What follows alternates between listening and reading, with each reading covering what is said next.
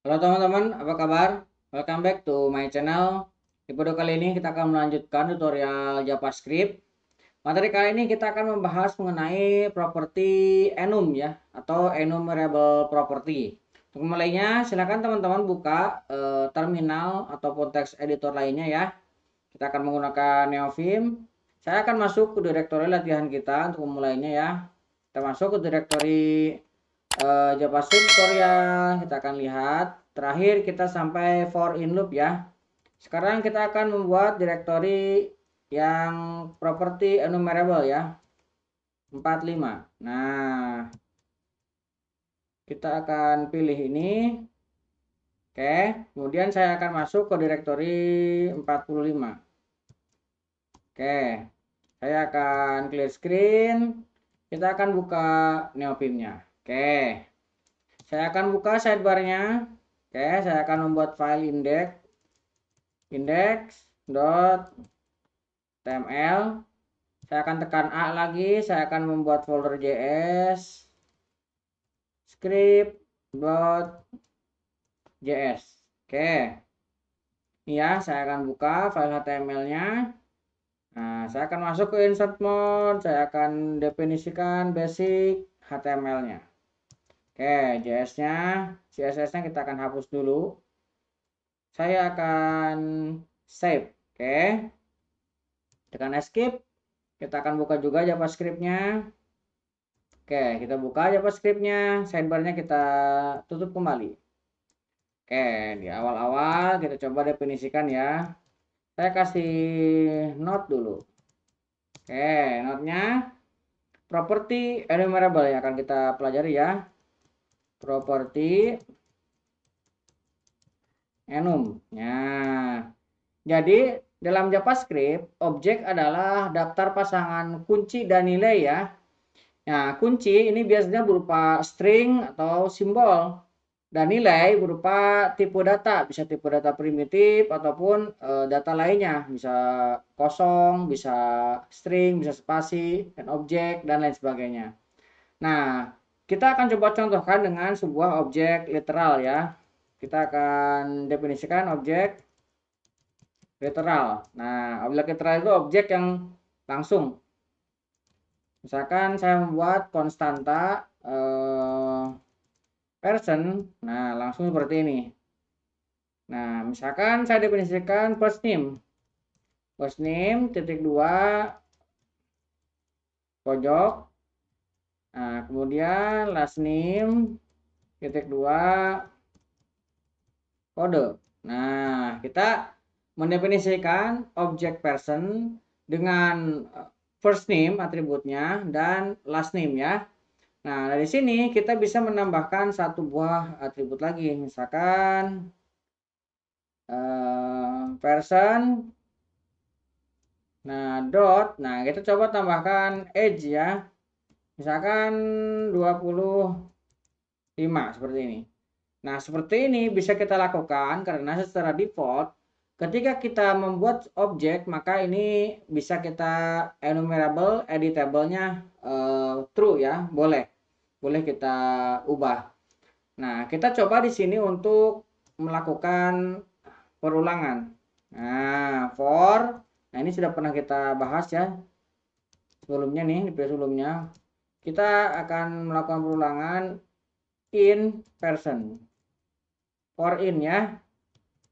For in person kita coba cetak console.log, yang kita mau cetak adalah key-nya. Kita save. Nah, sekarang kita coba untuk jalankan live servernya. Saya akan tekan Ctrl L. Oke. Ini akan saya klik kanan dan inspect ya. Nah, ini first name, last name, age muncul ya. Oke, kita coba buat menyamping. Oke, sudah jalan dan sudah kita berhasil keluarkan untuk atribut yang dimiliki. Nah, dalam contoh di atas ini ya, first name dan last name adalah properti. Nah, ini properti ya, first name, last name ini properti yang dimiliki oleh enumerable-nya ya. Nah, untuk mengubah atribut enumerable kita bisa menggunakan ini ya, cara yang sebelumnya pernah kita, yaitu object dot define property. Nah, define property kita bisa menggunakan ini. Nah, objeknya apa? Adalah objeknya person. Properti yang mau kita masukkan, misalkan SSN ya. Nah, kemudian di dalamnya ini bisa kita definisikan. Enumerable, ini kita isi dengan false. Nah, kalau false ini ketika kita panggil ini tidak akan muncul ya. Nah, kita kasih value-nya, taruhlah ini sebuah string random ya. Seperti ini. Ini untuk pendefinisiannya. Nah, kalau misalkan di sini kita panggil lagi, ini kan di atas sudah kita panggil. Ini saya coba duplikat dan saya akan pindah ke bawah setelah ini didefinisikan ya. Oke, seperti ini. Nah, di sini saya akan coba kasih pembatas console.log. Nah, kita kasih garis. Ini kita save, lihat SSN-nya tidak keluar ya. Nah, ini tidak keluar. Nah, SSN property dibuat dengan enumerable ini. Nah, dengan enum ya. Nah, flag disetel menjadi false flagnya. Karena tidak muncul di for loop ini. Nah, jadi ISS ini kita bisa setel. Nah, oke ya, propertinya kita setel untuk tidak enum. Ini kalau misalkan kita ubah menjadi true, baru dia akan muncul. Kita true, lihat SSN-nya baru kita munculkan ya. Kita akan balikin lagi menjadi false. Nah, itu ya properti yang dimiliki oleh enum. Nah, IS6 menyediakan metode enumerable yang dapat dihitung ataupun tidak. Nah, IS6 memperkenalkan cara lain untuk enumerable. Contohnya ini ya. Contoh IS6. Nah, kita akan coba buatkan lagi, misalkan saya membuat konstanta untuk person 2.